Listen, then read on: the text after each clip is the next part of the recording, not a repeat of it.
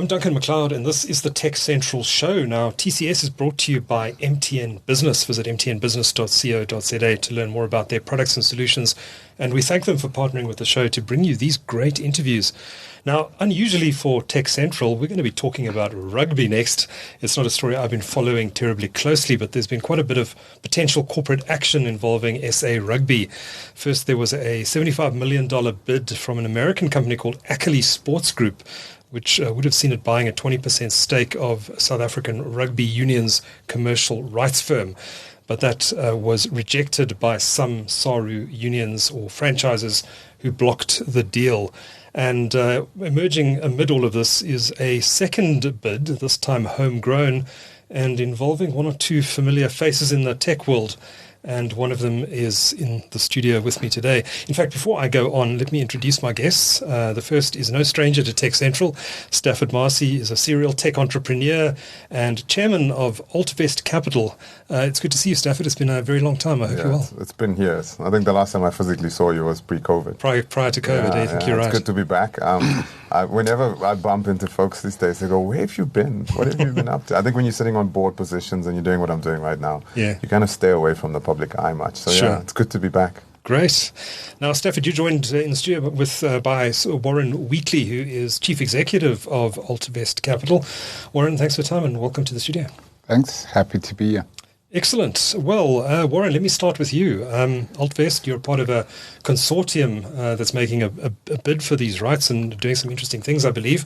We're going to unpack that in some detail. But let's chat a little bit first about Altvest and who you are. You describe yourselves as an investment holding company in the financial services space. What are some of your investments and what is your investment philosophy? So Altvest is effectively a private equity fund that goes out and acquires assets in the market in the same way any private equity fund does. The crucial difference is that to fund that SME or that business or the private equity stake or even an alternative asset, we crowdfund on behalf of the entrepreneur. So instead of us approaching 2 or 3 LPs to raise the capital, we approach the market and hope to attract retail investors. And we've built the legal and regulatory framework to achieve that. Now, what that achieves, number one, is that the entrepreneur is able to collect funding from their customers, their communities, and their fans, effectively. For the retail investor, you're suddenly getting access to this asset class that has been the preserve of the ultra-wealthy pension funds or other VC funds. So it brings two worlds together, ideas and capital. And those two don't often meet, particularly in the realm of individual retail investors. So that's what Altvest does. We, as some of our side gigs is to provide debt funding and other solutions to SMEs during the course of that equity or capital raising process. So, for example, an SME that talks to us, we help with their marketing and getting their message out that they're raising capital. We look at their balance sheet and make sure it's fit for purpose. And we solve any gaps we see using our financial services business, for example, to ensure they've got appropriate key man risk, those kinds of stuff. So it's solutioning for SMEs and bringing them closer to their community in what is otherwise an overly complex regulatory framework. So, let me jump in here. What I loved about it and what attracted me to it when Warren approached me for the first time was it's an alternative to a VC model. Right? I come from that world of venture capital, raising funds, investing as an angel investor. And what I loved about this was the participatory long-tail impact that it has. I mean, what attracted me was when I spoke to Warren was going to Bombonani restaurant. So they actually did this with a restaurant, Bombonani in Melville. And we were sitting at the table and he was telling me about how they managed to list Bombonani, effectively creating almost like a pre-IPO mechanism for people to buy equity. And that was interesting. But when I looked at the table, there was a piece of paper on the table with a QR code on it. And you could, if you wanted to tip the waiter or the waitress, you could actually scan that, and instead of tipping them with fiat currency, you could buy a stake in the business for them. So you could buy a share for the waiter. You could buy a share yourself. The guy doing the traffic in the front, directing the parking, etc., he owns an equity stake in the restaurant, all the way through to an institutional investor or a prominent angel investor could do it in the exact same way. I think that impact, that net effect, was quite profound for me, because I'd never seen long-tail investment from a retail perspective personified in that particular manner, and that sold me. And I wanted to be a part of that, because I think tech companies struggle with this. When we raise capital, we bring VCs in, we bring angels in, and we create cap tables that are very complicated. Expectations from VCs are like profound, and I've failed many times at it. I've had a couple of successes, but I've brought VCs in, and then, at Series B or C, you lost. You're selling the business is scaling, and your exit is almost zero because everyone else's multiples have to vest. And I think that complication in the VC realm in South Africa is very arcane, very exclusive. Very few people can get access to it. What Altvest does is essentially open that up. And one of the reasons we wanted to do this interview was I wanted to speak to all the tech companies out there, because we want to open up this portfolio for tech companies also in 2025. I mean, that's why I'm the chairman of this organization. I want to drive it in that direction to actually open up this tech community and say, listen, guys and girls, there's an alternate way to raising capital. In South Africa, raising capital is difficult. Banking, difficult. And expensive. Angels, few. Expensive. VC. I mean, VC feels like private equity in South Africa. It doesn't feel like VC. There's very few people that, like me, that will come in at a seed round, take the risk, give you a couple 100,000, maybe $1 million or so, and then take you through it. Very few people are capable of doing that in South Africa. So here's Altvest. It's a completely different model, completely different take on it, and I'm very excited about it. And obviously, we want to take this model now all the way to the Bokke story, which we'll get to now in a sec. Yeah. So what type of investments, what type of companies are you typically looking for? So we were a bit cheeky in the start, and we had to do proof of concept. So the first one we did was this magnificent villa on the Sabi River. We partnered with Kevin Peterson, ex-cricket captain, ex-Durban boy. And we wanted to show that anybody could own luxury assets on the Sabi River. So this is a lodge in the Sabi, in the Kruger Park on the Sabi River, in one of the top 10 gay wildlife estates in Africa, right? Our neighbors are all dollar billionaires. Right? Okay. So the minimum entry point into that is a 40 million rand piece of land that you still have to erect a home on. Now, these kinds of people are, come in summer here, and then they're in Switzerland for, winter and all that kind of stuff. So we wanted to show that we could find a clever way to have ownership in this actual property, and in a different way to the way REITs do it, or other property investments, or timeshare, whatever the case may be.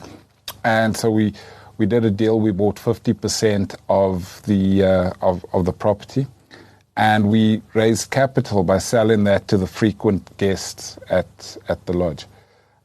So we downloaded effectively from the booking app who all the people were, and we started marketing with them, and then our public. And it ended up that 2 car guards in our office ended up buying shares in this. The property has grown at 25% per annum.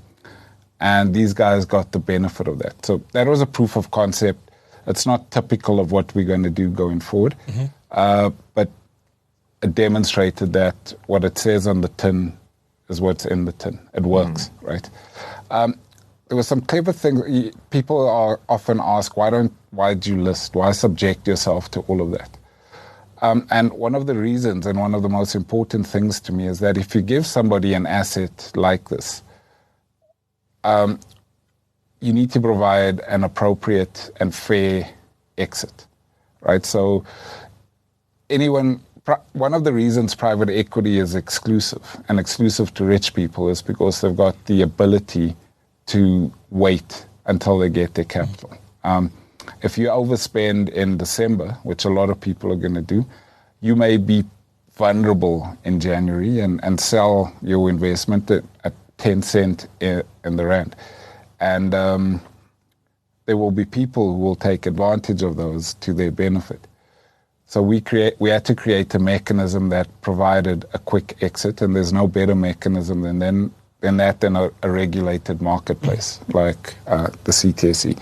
So that's one of the issues. The other issue we try to solve is that private equity technically is open to anyone, provided you've got 10, 20, 30, 40 million to put in.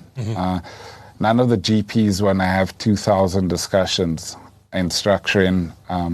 Most private equity deals have a GP, and it starts getting unwieldy if there's more than 4 or 5 LPs. So no one wants to do the administration around, even 30 guys would be complex. We've got 2,500 guys now in these various deals, shareholders listed on the exchange. And the other thing is the ticket size needs to be appropriate for the South African wallet. So our Umganu shares were listed at 10 Rand a share. Sorry, 1.50 a share. Bambanani at 10 Rand a share. And then we also created an asset class. Our next one was Bambanani. And there we wanted to prove that we could raise funding for anybody. This is a restaurant in Melville that has been operating for 15 years, survived COVID, survived economic cycles, survived everything, but couldn't get a meeting with a bank to discuss capital raising. We raised almost 90% of the funding from her existing customer base. Bronwyn Nielsen did a keynote address when we launched, and she expressed her fond memories of her being able to take her kids to this restaurant. They could play and she could start her business and have a glass of wine later in the afternoon. And she remembered the place from sort of 15 years ago when she was starting out. And so that's what Bambanani is. It's a place where families can connect, children can be taken care of, and not like some of our competitors where there's a cage with a jungle gym in, and you throw your kid in and he's fighting viruses and bacteria and bigger kids. This is a place where they learn to paint, they learn poetry, they can make pizzas, they can do art and crafts and that kind of stuff. And so the kids are genuinely taken care of in stimulating educational ways. The food's great. You don't have to have chicken strips and chips or, just where the basting sauce makes everything taste the same. And so we decided to try this, and it worked. A year later, the entrepreneur raised sufficient capital to open 2 new locations, one in Bedford View, and we haven't announced the next one. It also allowed us to buy the old Melville Theatre, which is next door to the restaurant, and that's been revamped into a children's theatre. Where they're going to be doing productions, and it will be a supper and theatre type vibe for kiddies in the day and during school holidays, and an adult theatre place in the evening. So that capital and equity capital allows that kind of growth. You can't do that with debt. Right? And so this mechanism to raise permanent equity capital is really working. It's functional. And because it's listed, your business isn't impacted if the investor gets into trouble. When you say it's listed, where is it listed? On the Johannesburg Stock Exchange. How does it work exactly? So just like any other share, as simple as it is to buy a share in Sasol, it's as easy to go and buy one of these instruments in Bambanani or Umganu or Altvest itself. And our third one was quite unique as well. You'd have heard of the concept of private credit. Again, it's an asset class that ultra-high net worth families and family offices are pouring into. That's where entities get together and do non-bank lending. It's an asset class that is returning between 25 and 30% per annum to its investors. But again, the minimum ticket size is, in South Africa, the cheapest I've seen is 500,000. Now, if you consider that this needs to be such a small percentage of your portfolio, you need to be at least worth 10 million rands to have that 500K an appropriate percentage of your exposure to, right?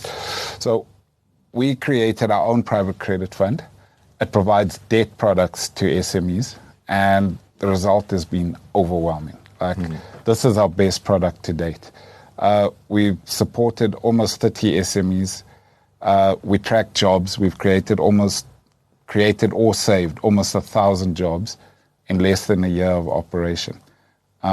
We get funded by large institutions who buy a debt note that's also listed. And retail investors can invest for as little as R3 a share, and they get exposure to this IRR of in excess of 25%. How does it work? Is it through a smartphone app? No, so any brokerage. If your brokerage is Easy Equities, we're on their list of instruments. If you bank with, so you just go in there and you can buy Bambanani. Yeah. Okay. Yeah. You can buy a share of Mgani Lodge, or you can buy a share of TechCentral. Okay. If you wanted to raise capital as TechCentral, you wanted to expand, you had a media play, you'd pitch to us. We'd look at the play, we'd look at your history, your books. We say, okay, let's go. Either it's debt. Maybe you don't want to give shares. Maybe you want to start off with debt. So you start off with debt. We allocate 5 million to you. You take the 5 million. We agree upon a payback period associated with that. You do certain things, you hit certain milestones, and we start working with you on a listing. We list TechCentral. All the listeners that love you, they want to be part of TechCentral's success, can go into Easy Equities and buy. We do a big announcement and they can go and buy shares. Suddenly there's liquidity. Suddenly there's a marketplace around TechCentral where someone can buy it. It's as simple as that. Okay. Just some nuance, and it does get slightly technical, but we don't actually list that particular business, right? Altvest buys... It's like a virtual listing. Yes, it's a synthetic economic linked note. Okay. So we give you see-through exposure to that asset, and we issue that off our own balance sheet. Okay. What's nice about that is that if you had to do that to TechCentral, we've got the broad shoulders that deal with the administrative and regulatory issues. Which is a big thing. Yeah. If you're listing, the first thing you think your quarterly announcements, the tracking, the admin, Altvest is taking care of all of that. You focus on being TechCentral. Yeah. That's the value prop. And it's very different. We don't have, even though I described ourselves or we identify as a private equity fund, we don't adopt the same model. We don't think we're going to come in there and fix the business or grow the business. And I'm guessing you're not even making any warranties about the business. No, not at all. No. It's a risk. You're buying a share. Could fail. It's a security. What we're doing is support back in the entrepreneur, right? So we take a board seat with measures in place that if that doesn't work out, we can take that posture. But it's not our intention. So we let you go. We let you do what you want to do. And we, your big financial services brother in the end. An SME who deals with us should have the same experience that a big bank provides to their customers. So we try and mimic that type of service relationship with SMEs. So they get the feeling of having a discussion with Goldman Sachs where Goldman Sachs puts all their teams around and does all the stuff and helps them raise capital, that kind of thing. Okay. A small restaurant obviously can't afford Goldman Sachs. Sure. Cool. So what's the revenue model for you guys? Do you collect a fee? Do you take shares in the businesses? So the first is we take economic exposure always. In other words, in private equity, that's called a carry. And so we aligned from a capital growth perspective. We charge a capital raising fee between 1% and 3% to the entrepreneur. They would pay that. These days, you pay capital raising fees even for overdrafts. And then we charge a fee to the investor for getting access to that investment opportunity. So like the same way any RA provider charges 3% or 2% to get access to the product. So 3 revenue streams: capital growth, the investment management fee, and the capital raising fee. Okay. But mostly once-off fees, are they? Yes. Yeah. Okay. All right. So a week or so ago now, I think it was, a press release came out stating that Altvest, together with 7-4, I've never heard of before. Easy Equities and Rainfin had formally submitted an expression of interest to Saru for the, and I'm quoting here, the management and commercialization of the iconic Springbok brand's commercial rights. Warren, can you unpack what this is about and why it's significant? All right. So, to understand what we have done, I want to just discuss what we're trying to undo. So the Ackerley deal, they're a private equity fund. They specialize, if you read their website, in managing commercial rights. These are the Americans whose bid was rejected. Yeah. Okay. Now, the reasons why it was rejected is one of the major issues is that they lost the public sentiment. Mm-hmm. The public felt that we were selling our crown jewels, and there was massive unhappiness from the fans, supporters, all that kind of stuff. So that was the major thing that Ackerley couldn't overcome. The second thing is that the deal was just bizarre. Oh. The advisory fees were estimated to be 15% of the deal. Good grief. Yeah, the economics just didn't make sense. Right. There was no transparency. There wasn't... and the third and the third other important issue was that if you actually looked at Ackerley, they didn't seem, at least, to have the experience to do much better than Saru were doing themselves in managing the commercial rights.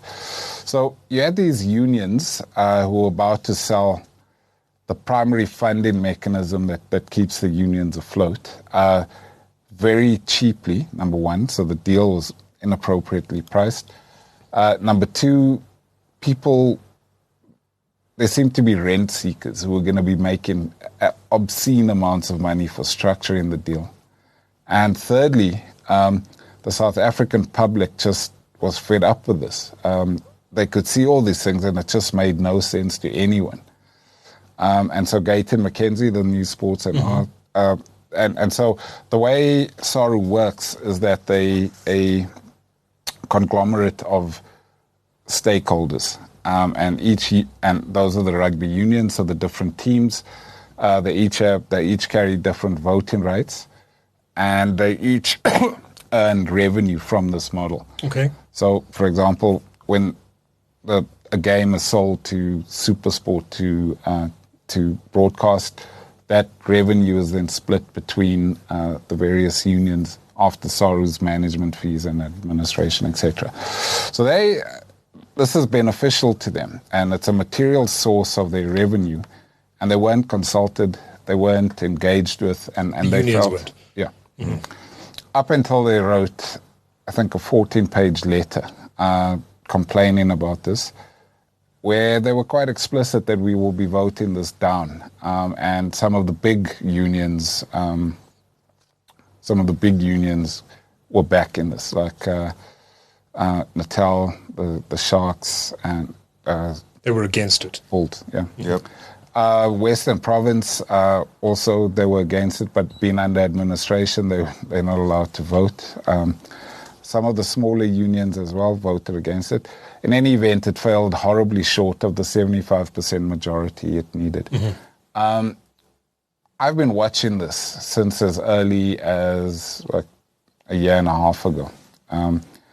And when I conceptualized Altvest, it was actually a sports team methodology that got my brain thinking about how this would work. Because ownership changes everything. I've adopted a phrase now that no one washes a hired or rented car, right? But ownership changes behavior. So we kept thinking that if a fan could own an economic interest in the team, suddenly you won't buy the fake jerseys anymore, or you're less likely to. You're more likely to attend matches and go through the hassle of getting to Ellis Park and that kind of thing. You're more likely to watch it on TV or on the radio or whatever the case is. And if you understand that your participation in those events, going to matches, buying merchandise, or impacts you financially, I think that adds a different flavor to how you experience the game. And it works in other countries, PSG, Man United, those kind of things. And so it's always been the ultimate manifestation of the concept. And I've written to all the teams almost. We've actually, when Warren and I started working on this, we approached some of our contacts around rugby with a proposal, showing them that, wait a minute, we have an offer that creates a platform for institutional investment, sure, from a South African perspective, but all the way through to the fan owning a stake in the Springboks. I mean, why can't you own 500 Rands worth of Springbok equity? Or 1,000 Rand, or 5 million Rand? And why can't there be a marketplace that's established around that locally in South Africa? Why couldn't we do that? And we started orientating this, but I think it's really matured into, we've got the partners on board now. We're proposing this model. We've put it into practice at a small scale, at a medium scale, and it's ready to go on at a grand scale. And essentially the outcome of this is a South African fan in the parking lot through to an institution can own a piece of the Springboks. Why not? Even international folks can own a piece of the Springboks. But it's democratized, it's flattened, and it's available for all. So would this be in the commercial rights organization within Saru? I mean, how would it be structured exactly? So that sort of detail still needs to be thrashed out, right? We would need to be, let into the data room, all those kinds of stuff, and we would need some corporate advisory firm to help us structure this in an open and transparent manner. So we would be very different in how we approach this, but typically how these things work is Saru would sell its rights to a ring-fenced SPV. And that SPV would then own the rights for a certain period of time and be granted right of use for a certain amount of time, or indefinitely, it could be. Saru would retain up to 60%, so we would want to buy between 20 and 40. Why we expanded up to 40 was really to just make the ownership circle bigger. That way you could have more fans participate, you could have more institutions participate and just broaden it out. You could always have buyback or clawback mechanisms where Saru could get revenue back, but it doesn't actually matter. They could sell up to 100%. I think the public would tolerate that if that 100% was majority owned by South Africans, and that's what the structure allows. The fact that it will be a listed instrument means people can participate, and when I say people, I mean any South African, whether they are retail investors, fans, but all the way up to regulated institutions like banks and pension funds. Because it's a listed instrument on the JSE, a pension fund could come in and buy R1 million or 10 billion Rand if they wanted to. So could a bank. A bank could keep it on its balance sheet. And the rationale of going as complex as listing these things and doing prospectus and all those sorts of stuff is to broaden that anyone can buy it. For goodness sake, someone's RA or could own shares in this thing if they wanted to. Your tax-free savings account could buy these things. But you can play too. I mean, the things that we think are innovative are things like, creating something on a Bitcoin blockchain with it, creating non-fungible tokens with it. Where fans can own assets, create assets, memorabilia, shirts, things that are rare, and we can actually create a marketplace for that. And that's part of the vision. This is not just about investing and staying static. It's saying the fans can take this further. We can start creating these assets, these digital assets around the team. I also loved what it does for the players, ex-players and present players, how you could incentivize players, how you could create a legacy for players and monetize that legacy in a very fair and equitable manner. So it's the ecosystem of benefits around this platform, from player through to the car guard in the front of Ellis Park, through to the fan in Cape Town, through to the public investment corporation that wants to invest in this, all flattens, all open. And the platform that you're proposing this all gets built on top of, does it exist already or does it still need to be constructed? No, it exists. It exists. It's called the JSE. Okay. That's where we build it. You spoke about blockchain. You spoke about NFTs. I mean, it's BRC20 tokens. I mean, right. This technology is easy. Okay. We could literally build it in 2 weeks. We could have it available. Yeah. I mean, these things are real simple. I mean, we've got lots of marketplaces online already. We don't have to build our own marketplaces where you could take NFTs and shove them into those marketplaces where players can create. I mean, if you take a look at what the NBA is doing, they're capturing moments in time and they're creating digital assets around that moment in time and monetizing that. Mm-hmm. When a player scores a particular try in a particular way, that footage, that moment can be captured, authenticated, and something valuable can be created around that in the digital space. What we could do with this and allow inventors and innovators in the technology space in South Africa, it's not us building it. It's creating a platform saying, hey, go crazy. Here's a marketplace for it. There's liquidity in this marketplace that we're going to guarantee. And I mean, this is the ultimate South African brand. What about a rugby crypto? Yeah. Look, I don't. This is not. Not really that. If the team wanted that, but that's not where we would push them. Yeah. I mean, you could have, as an example, in some of the thinking we did, where it's not crypto in that it's a currency, but let's say it's a fan token. Yeah. And embedded in that is maybe the ability to go and watch practices if you own sufficient. You could go on a Thursday night before the game and see pre-match warm-ups, as an example, or get discounts for merch, that kind of stuff. Yeah. The part that excites me the most is the ability to solve an issue that all sports people face, and that is how to successfully save for retirement. Yep. Now, imagine... Very important for players. FNB is the sponsor right now.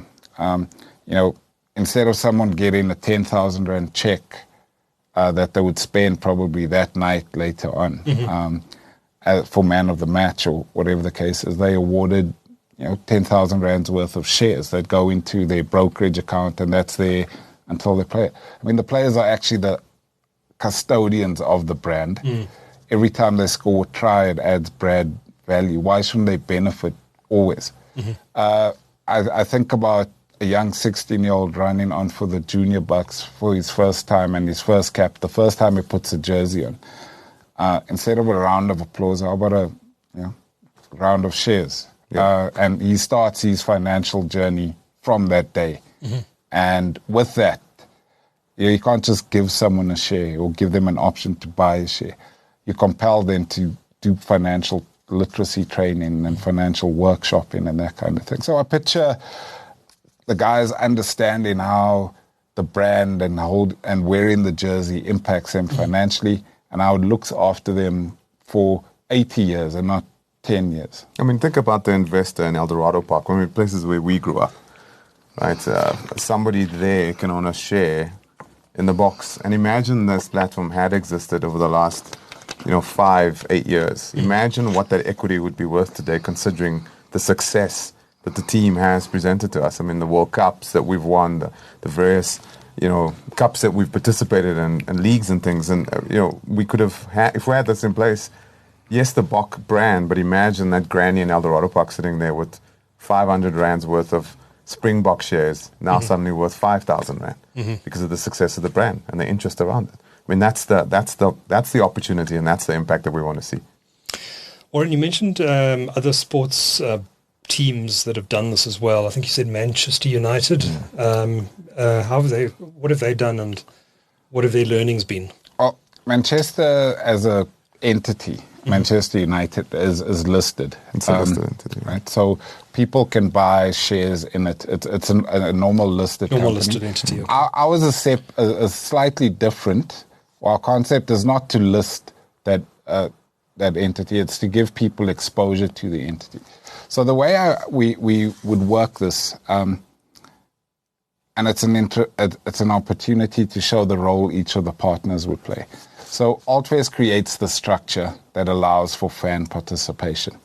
Like I mentioned, we would be one of 3 or 4 of the private equity participants who, alongside Saru, own 100% of the shares in this new SPV. One of the others would be a company called 274.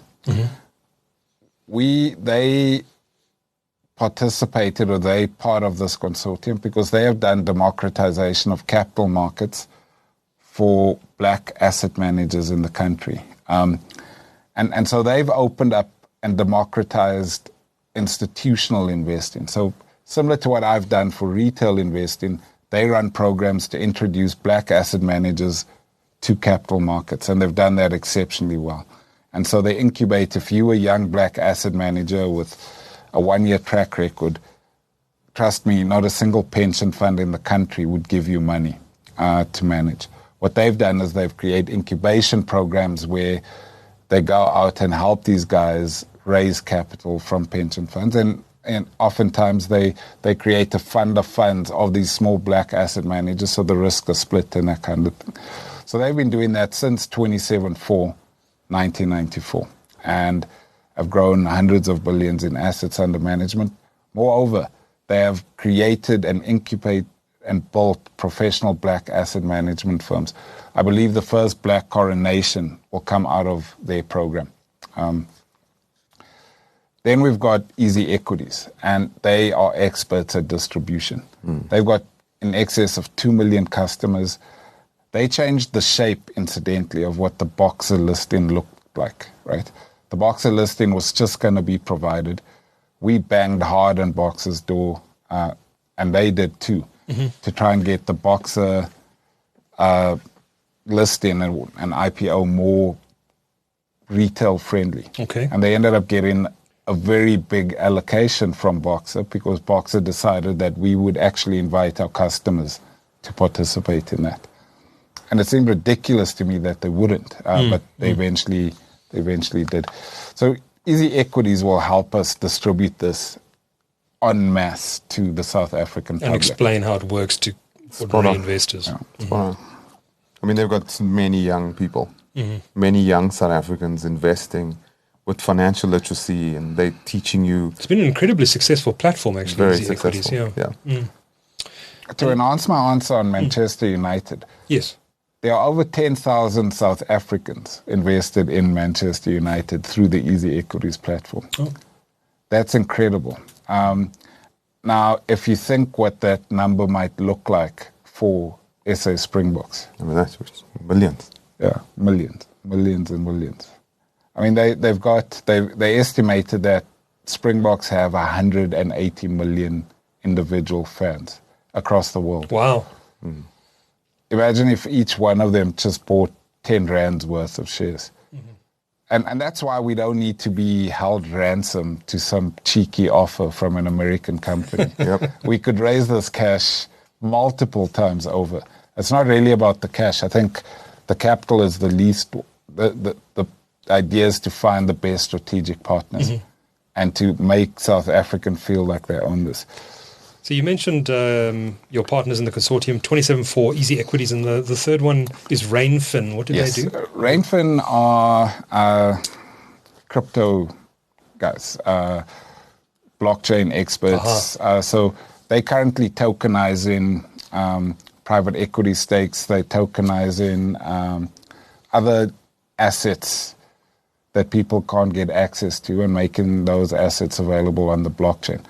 So, for example, if you wanted 91's money market fund that's paying 9%, much higher than anyone else, you could only get access to it if you had 100,000 or more to invest in.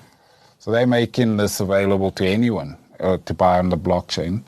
Yeah, why can you not earn? Why do you have to earn 2% if you're poor and you can get 9% if you're rich? So all the guys share an ethos of just flattening the structures, making them equally accessible to everybody. And so we all share an ethos. We do it in different ways. But coming together, we can solve this issue for Saru. Okay. Now, I know that, and forgive me if this question doesn't make sense, but there's clearly in the sports space, including the Springboks, broadcast rights are a huge revenue driver. How would a deal like this, if at all, affect partners like SuperSport and international broadcasters? Well, the idea would be to, find partners who are experts at those kinds of things, right? But also partners that understand our issues. We don't want to make access to the broadcasting rights more exclusive. So we're going to have to find partners who are willing to find solutions, the same way Gayton had the one match free to watch for everybody. Mm-hmm. We're going to need to find people who can make those kind of things happen more frequently, or find different ways to monetize broadcasting rights that don't mean only 1 million people in the country can watch the game. So will that form part of the discussions that are going to happen now? I think it would have to. Yeah. I mean, when you're structuring the deal, I think it's very difficult to comment in detail around how this would impact them tangibly, simply because the structure needs to be built. But I think the economics is not what we want to change much around how broadcasting rights are purchased. I think what happens is it becomes more valuable, right? So if you're a broadcaster, I love the analogy around a rented car never being washed. I think, if you do have a fan that doesn't just watch and has no equitable participation, if they do have an equitable participation, our forecast is that you're going to get more deeper, meaningful engagement. And with that growth of engagement, I think that has a promise to a broadcaster. The viewership counts may go up. The engagement around the content associated with it theoretically should go up. So I think this does benefit even those. Now, do the revenue deals associated with that change? Do those rights change? Those are things that are going to come out in the details when we've watched this. Yeah. Okay. Now, you've spoken about fan-centric innovation using technologies like tokenization. Can you maybe expand a little bit for us on what that actually means and what it could mean in practice down the line once, assuming the deal gets across the line? What can fans of Springbok Rugby expect? I mean, if you think about it, you've got so many, NFTs came along, the board, Ape Yacht Club. NFT is still a thing. They're still a thing. Yeah, people still buy them. There's still value. I mean, the NBA, and where we see it happening is in the sports world, in the art world, in the sports world. It does become niche, where people find value in a particular memorabilia. They find value in a particular moment, and they want to capture that because that's authentically, it's authenticated, it's repudiated to be the only derivative of that in the world ever, whether that be a jersey through to a moment, through to an image captured. I think there is value in that. There's lots of platforms that do that right now, right? Online, marketplaces that you can go put your tokens inside of. I think there's some interesting things around tokenization that we would take a look at, but I don't think we'd start there. Sure. I think the basics is just to get the structure in place. Right. But I mean, once it's in place, the innovation that we can enable through innovators in South Africa, because I think that this is the platform that will allow you, if you're sitting in Cape Town, you have a digital creative agency and you want to build stuff, we want to create a platform for you to build it and create some equitable participation associated with it. Yeah, okay. That's the problem. But the details will still be exactly ironed out. All right, then lastly, maybe Warren, where does this go to next? Have you had engagements at this stage with Saru? How do you see this process unfolding in the coming weeks and months? All right. So Saru have signed an exclusivity with Ackerley that expires at the end of this calendar year. Okay, so the Americans could still come back with another proposal. Yeah, I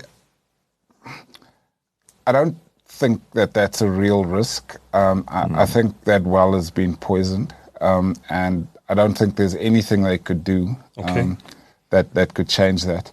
Moreover, I think they'll struggle to find any South African at their desk in the next 2 weeks. I'll say something. It's actually a very good thing that they've gone through to this process. I see it as, I had a discussion with Warren about it. I think it's a positive. Let them get this out of their system, where you've got this foreign American brand trying to come in, etc., and the whole machinations and how it's unfolded. I think it was a good thing. Now we kind of have the ability to contrast the offer relative to what they've experienced. We're saying, no, here's a more South African derivative of this thing. And I think it's going to gain greater support and greater interest because they've gone down this path. So I think in the end, what they've gone through, I see it as it's a positive for us.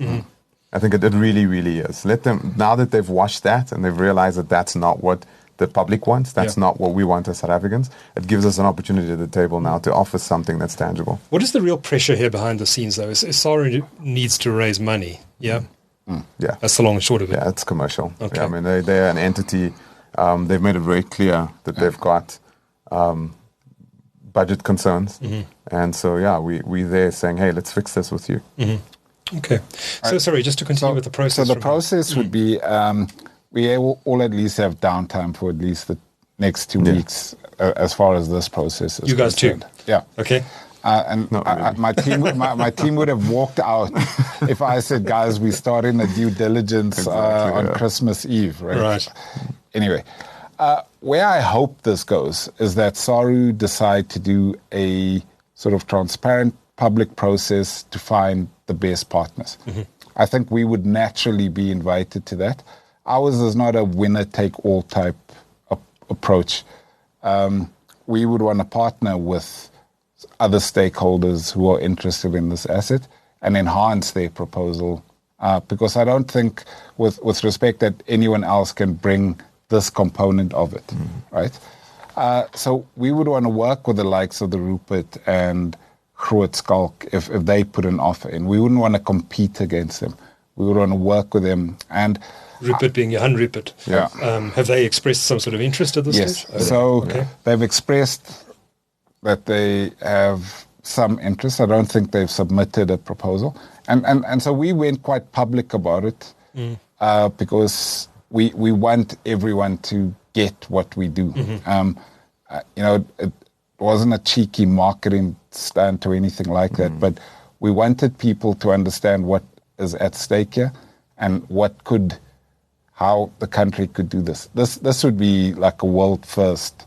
And I think it could create a model for national team ownership and even provincial team ownership that goes forward. But to conclude the thought, I hope to be invited in the new year to some type of roundtable where this is crafted for the betterment of South Africa and for the team and for Saru, and to bring our partners and capital along. I also don't necessarily think that an international partner is a bad thing, provided they don't adopt a winner-takes-all approach either. When you look at the Americans and how they monetize sport, like the NFL or UFC or WWE or anything they do, they seem to be masters at commercialization. It would be idiotic of us to not have a partner like that, or to not learn from them, or to not consult with them in pursuing this. So would you be open then to new members potentially joining this consortium? Absolutely. Okay. Great. Yeah. Stafford, any final thoughts from your side on... Look, I just, as chairman, I mean, I love what the team's doing. I love being part of the story. And as South Africans, we want to see this happen. I think we've got the assets, we've got the capability, we've got the funders, they're ready, and we've got the team to execute against us. So hopefully we are given a seat at the table to participate and posit this and unpack this and make it happen. So I think it's very, very exciting. From a technological perspective, I'm very excited about it. I mean, from creating these assets from an NFT perspective through to creating like a Bitcoin reserve for the Springbok team, or maybe we could do something like that. Also, the basic technological stuff too. Yeah. So, I want to see this happen. I'm here as a South African. I'm glad I'm part of this team, and this is a very, very capable team. I've seen them execute against some of these deals. So they move rapidly. The financial instrumentation is the experience is deep within the team. And I mean, we could do this in months if there was appetite to do that. And I think it would be one of the most exciting things to happen in South Africa from a brand perspective. Because the Springboks, let's be honest, is one of our top brands, if not the top brand right now.